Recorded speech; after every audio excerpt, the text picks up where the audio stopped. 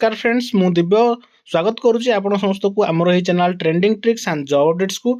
तो फ्रेंड्स आपण मैंने समस्ते जमी जानी O triple S C R I रो एग्जाम प्रिलिमिनारी रिजल्ट आउट है कैंडिडेट्स माने असंतोष होबार देखा जाइथिला, जो थे कि मुख्यतः एब्सर्ड नॉर्मलाइजेशन जमीती कि जो मानकर 80 मार्क्स 75 मार्क्स रो मार्क्स थिला से मानकर मार्क्स रे कोनोसी भी इनक्रीज है नथिला।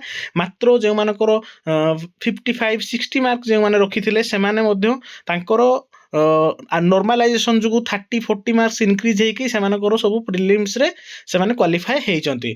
तो जोटा कि मैक्सिमम जो माने देखिया पाई हमको मिलिथिला विभ्राट देखिया पाई मिलिथिला। तो 24 अक्टोबर फास्ट शिफ्ट एवं से नहीं जो कोर्ट केस जहाँ भी किसी अपडेट आपको ये वीडियो माध्यम कंप्लीटली जनइबी। तो वीडियोटी को शेष पर्यंत देखा अनुरोध।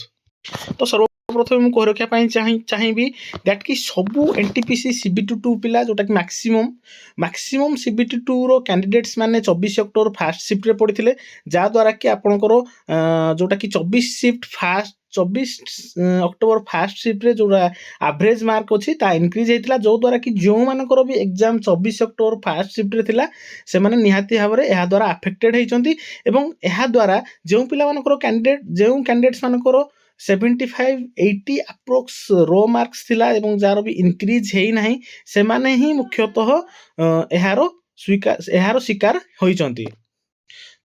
तो यह नहीं जो कोर्ट केस कथा जहाँ भी चली से नहीं मो पाखक बार बार मेसेज आसुची। तो फ्रेंड्स मुझे आपण मानक कहि रखिया चाहूँगी आमर O triple S C R I रो जो एग्जाम से TCS द्वारा कंडक्ट होता, ठीक अच्छे। तो जोटा कि आमर गोटे सेंट्रल एजेंसी जोटा कि आमर बहुत सारा सेंट्रल एजेंसी परीक्षा करें, ठीक अच्छे।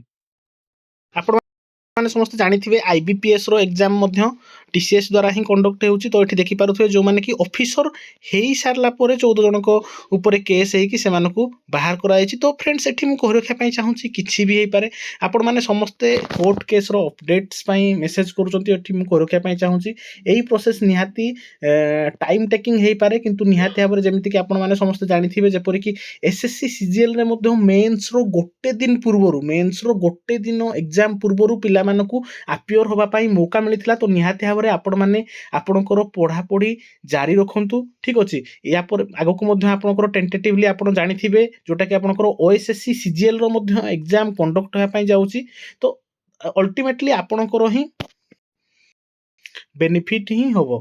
तो ये कह रखा चाहूँगी जहाँ भी किसी पेटिशन्स कि जहाँ भी किसी एडवोकेट जहाँ भी माने जहाँ भी कोर्ट रो प्रोसेस अच्छी ताहा निहाती भाव में सबकि स्मूथली बैकएंड रे ऑपरेट होची, जार कि इनफॉरमेशन मुझे आपण मानकू समस्त को दे पारिबेनी, ठीक अच्छे। तो किंतु आपण मानकू गोटे कथा मु कह रखा चाहूँगी जा सहित भी आपणकर इनजस्टिस होईची से माने निहाती भाव में तांकर पढ़ापढ़ी जारी रखि थांतु। निहाती भाव में आपण जति ठीक मार्ग रे थिबा आपणकू जस्टिस निहाती मिलिबो, तापाई निहाती भाव में प्रयास मध्य करा होची। मु एठी कह रखा चाहूँगी बहुत सारा कैंडिडेट जो मानकर सिलेक्शन हो जाइची से माने मध्य माने जो मानकर हेई नाही तांको खिलाफ रे जाई कि ओ ट्रिपल एससी को से माने दैट कि जणाउचंती कि एठी आपणकर कोर्ट केस पिला माने करूचंती। तो आपण माने यथाशीघ्र मेंस एग्जाम कंडक्ट करांतु। तो ठीक अछि किछि नाही जति मेंस एग्जाम हेई भी जाउची देन जति जस्टिस मिलिला ताहले नेक्स्ट डेट रे जो पिला मानकर भी एग्जाम होबो से मानको पई सेपरेट मेंस एग्जाम भी होबो, सेमति किछि बड़ कथा नाही। एवं जति मेंस एग्जाम पूर्व दिन भी जति किछि हला से माने निहाती भाव में सबु कैंडिडेट्स मानकर एडमिट कार्ड रिलीज करिकि से मानकर निहाती भाव में एग्जाम मध्य मेंस पिलांको सहित करेबे। तो निहाती भाव में आपण माने होप रखि थांतु, ठीक अछि। एवं आपणकर प्रिपरेशन को आपण माने कंटिन्यू रखि थांतु, ठीक अछि। तो एठी OSSC CGL रो एठी देखि पारुथे फ्रेंड्स आपणकर जोटा प्रिलिमिनारी एग्जाम OMR मोड रे 12/4/2024 पई टेंटेटिवली आपणकर शेड्यूल करा जाईची। तो निहाती भाव में एहाकू दृष्टि रखी आपण माने पढ़ापढ़ी आपणकर करू थांतु। देखिए मु मैक्सिमम कहूची आपण माने निहाती भाव में कमेंट बॉक्स रे कमेंट करिए मध्य एई वीडियोटा को मु एई वीडियो रे जो मानक सहित जो 24 अक्टोबर फास्ट शिफ्ट पिला जो माने जो माने सब क्रिटिसाइज करूचंती देखिबे सेही शिफ्ट रो मैक्सिमम पिलांकर जति प्री क्लियर न होला ताले आपण निहाती भाव कमेंट करिकि रखि थांतु। एडा मु गारंटी सहित कहूची मैक्सिमम पिला सेही शिफ्ट रो एई OSSC CGL जेतु गोटे शिफ्ट रे एग्जाम हेउची OMR बेस रे एग्जाम हेउची निहाती भाव में एकदम ट्रांसपेरेंसी सहित होबो एवं एथिरे कोनोसी नॉर्मलाइजेशन रो जो ବାଦ ବିବାଦ ଦେଖିବା ପାଇଁ ମିଳୁଛି ତାହା ରହିବ ନାହିଁ। ତେଣୁକରି ସ୍ମୁଥ୍ ଆଣ୍ଡ ଫେୟାର ଏକ୍ଜାମ ହେବ।